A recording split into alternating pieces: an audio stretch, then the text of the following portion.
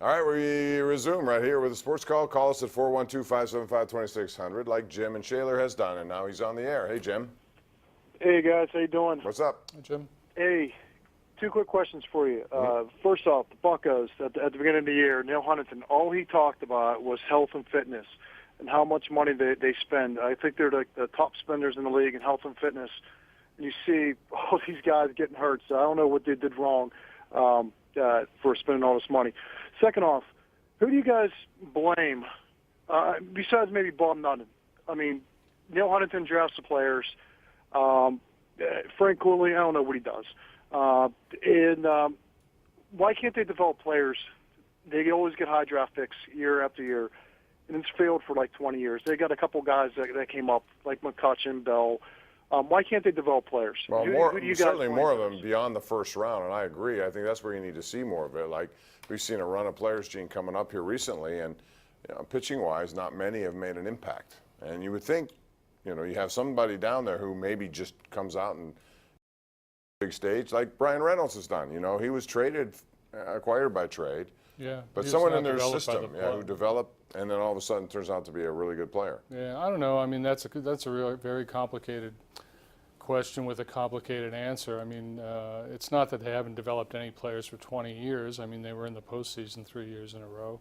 This year, 7-27, a third of the way through, with 21 people on the disabled list. So. I don't know that they're completely bereft of talent. They have talent in the minor leagues. I mean, you can always take the position that they're not developing players, and I think you can take that with a lot of teams. I just don't have the answer to that. But I think it's also important here, to give them credit for what they've been able to do given all of this. There have been a lot of guys out that line. Clint Hurdle has been handcuffed in many ways, and I think he's navigated through a lot of this very nicely to be 27-27. Consider the Cardinals were 26-27 entering tonight, and they haven't had nearly the amount of injuries. The Brewers are, they're not exactly jumping away from anyone here, so we'll see what the Pirates can do in 4 games. But overall, considering what's happened, I think it's something they should be, pretty much content with.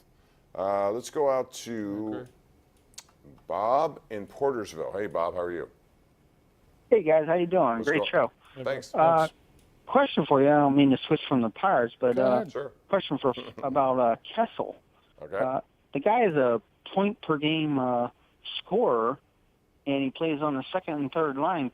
He gets second and third line talent. I'm not sure why the interest of trading him. Chris Letang certainly doesn't get a point per game. I don't know why Sully would be. From a defensive point of view, Chris Letang is as good, as many out there. We got Gene, real quick, your answer on this one. Well, Phil Kessel, might get traded. He might get traded as a result of mostly the way he played down the stretch in the postseason. That's all I can tell you. He's a good player, but you got to do more than he did. You do, and you have to do much more than just a point in the game is nice. There are teams that want that. The Penguins happen to have many more needs that they'd like to get, and they also want to save some money, or at least have more money available to do some things beyond Phil Kessel. However, he's not been very cooperative, some of the trade deals they've had on. Right. We're going to take a break, be back right after this.